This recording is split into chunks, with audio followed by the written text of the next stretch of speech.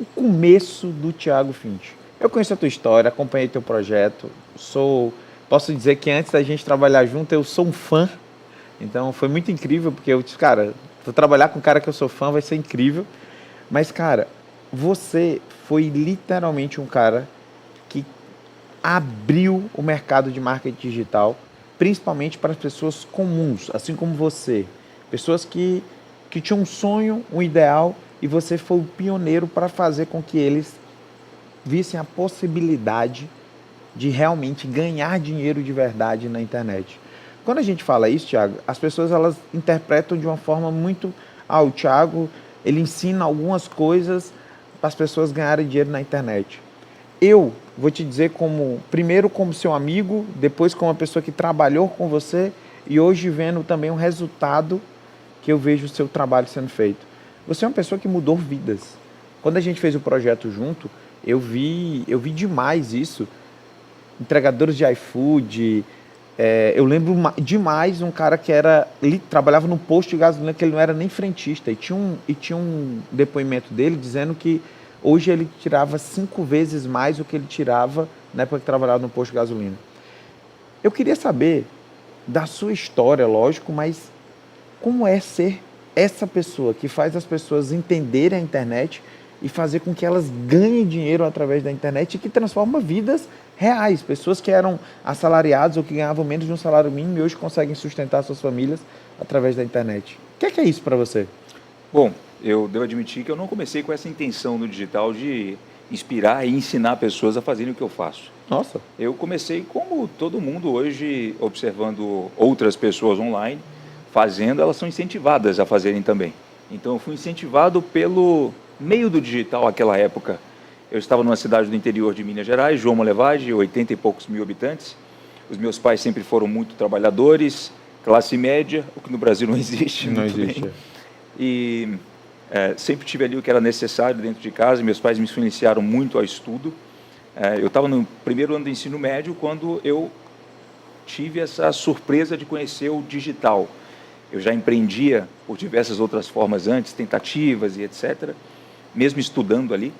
E quando eu conheci o digital, eu vi uma possibilidade de fazer tudo aquilo que eu esperava conseguir fazer em termos financeiros a partir de um computador, que era bem velho à época, então não sabia de nada, não sabia inglês, eu não sabia o que eram as ferramentas, eu não sabia literalmente nem por onde começar. Eu abri mão dos estudos daquela época, meus pais ficaram horrorizados com essa questão. E eu fui para a internet, de fato, procurar entender o que aquelas outras pessoas estavam fazendo. Então, eu costumo dizer a seguinte coisa, né? Se você somente escutar, você esquece. Quando você vê, você entende, mas quando você faz, você aprende. E foi isso que aconteceu comigo. Eu comecei a fazer, não só observar, e tudo começou a fazer mais sentido naquela época. E eu percebi, nossa, está dando muito certo, está dando muito certo. Até os 21 anos de idade eu já tinha visitado alguns países, que era algo que eu queria muito fazer, não é só a questão de, nossa, eu vou me tornar livre financeiramente para comprar bens materiais. Eu vou me tornar livre financeiramente para ser livre, em todos os sentidos. E com todo aquele sucesso e resultado inicial, eu parei para observar, nossa, na minha cidade natal, as pessoas que se aproximaram a mim acabaram sendo expelidas no bom sentido, naturalmente. Elas não falavam sobre aquele assunto, então eu acabei ficando aqui como um lobo solitário dentro de casa.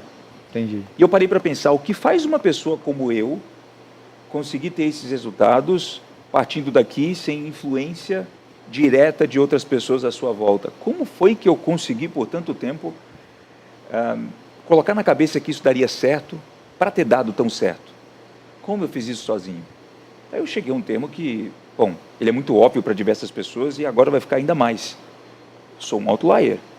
Outlier. Quantas outras pessoas não são outliers solitários? Exato. Quantas não estão com uma ideia na cabeça, com a vontade de fazer alguma coisa, de perseguir seus sonhos, de encontrar no digital o poder da liberdade financeira, e elas não conseguem? Quantas pessoas eu via na minha sala de aula sendo mais inteligentes que eu, mais estagnadas hoje, atualmente, em suas vidas financeiras, porque não tentaram algo novo, não tentaram fazer algo que pudesse de forma mais rápida lhes proporcionar essa liberdade que elas só estavam esperando ter pós-faculdade, etc. E eu sei que essas pessoas conseguiriam fazer isso. O que torna uma pessoa um outlier? Uma pessoa fora da média, que constrói a vida sobre os seus termos, acelera quando quer, para quando quer, ela literalmente vasculha tudo aquilo que ela quer aprender, vai o mais fundo possível e tapa os ouvidos para qualquer tipo de opinião alheia, contrária aos teus próprios objetivos. Então, isso acabou, Cadu, motivando muitas pessoas. Muitos Isso é verdade. Jovens adolescentes passaram a fazer a mesma coisa que eu fazia dentro de casa, que era colocar ali um computador velho no quarto, uma mesinha. Eu usava inclusive a cadeira da sala da cozinha da minha mãe, eu não tinha cadeira de rodinha, e à frente o monitor, na parede, coloca o mural dos sonhos, aquilo que quer fazer, o que ela quer ser, e etc. Então, eu acabei inspirando muitas pessoas, eu diria que milhares, talvez milhões de jovens no Brasil a perseguirem os seus sonhos por através desse, não só jargão, mas dessa verdade chamada outlier. E eu conheço de perto toda a sua história e eu acompanhei boa parte, principalmente quando a gente fez o projeto em 2023, que foi um dos resultados mais absurdos que esse mercado digital já viu. Só que eu queria entender, e aí eu vou fazer algumas perguntas aqui bem direcionadas. Pode ser que a minha ideia não é querer saber a próxima estratégia do Thiago. A minha ideia aqui, pelo menos nesse programa, é entender a cabeça desse gênio do marketing que tem, para as pessoas que estão assistindo em casa, conseguir dizer assim, cara, agora eu entendo a cabeça desse cara, eu sei como ele pensa, e eu entendo por que ele age dessa forma, e eu entendo esse movimento que ele está fazendo. Então, o que é que passa na cabeça do Thiago Finch quando ele cria esse movimento, quando ele faz isso acontecer de uma forma quase que é uma simbiose, que é o movimento que se cria, é o desejo que se tem da população. Cria-se a comunidade outlier. O que passa na cabeça do Thiago Finch quando se cria isso, quando se transformou nessa comunidade? O que você começou a entender dos projetos, do futuro do Thiago Finch e do movimento que você estava criando? O que... Filtro aqui. Boa. Posso passar para a resposta? O que passa na cabeça? Bom, as pessoas ainda não se tocaram, assim como aconteceu década de 20 ou 30, se eu não me engano. Não sei se você já ouviu falar da história do Roger Bannister. Sim. Né, que furou ali a capacidade humana até então colocada para as pessoas percorrerem longas distâncias com um espaço curtíssimo de tempo. Uma vez que ele conseguiu quebrar essa barreira imposta por tantos especialistas e etc., 20 pessoas do dia para a noite começaram a quebrar essa barreira também e etc. Como eu comentei para você agora há pouco, o que eu acabei percebendo ao colocar esse jargão, que é muito mais forte do que apenas um jargão, é a seguinte coisa: quantas pessoas no Brasil ainda não se tocaram que poderiam estar nas suas melhores versões e ainda estão estacionadas simplesmente porque aprenderam a fazer algo, adotaram uma linha de pensamento específica por conta dos pais, familiares, o que não tem problema nenhum. Isso acontece, é natural, é um processo natural. Mas quantas pessoas ainda não descobriram o potencial que elas têm, seja dentro ou fora do digital, para se tornarem outliers de verdade? Para fazerem aquilo que elas desejam fazer, para se tornarem aquilo que elas desejam se tornar. Isso me deixa muito motivado. Eu literalmente conheço pessoas mais inteligentes do que eu, que poderiam ter dado muito mais certo do que eu na vida, mas só não conseguiram pela curva de pensamento. Você não diz nem crença limitante, né? Curva de pensamento mesmo. Curva de pensamento. Ela só não está no lugar certo, na hora certa. É só isso que ela precisa desbloquear. Faz muito sentido.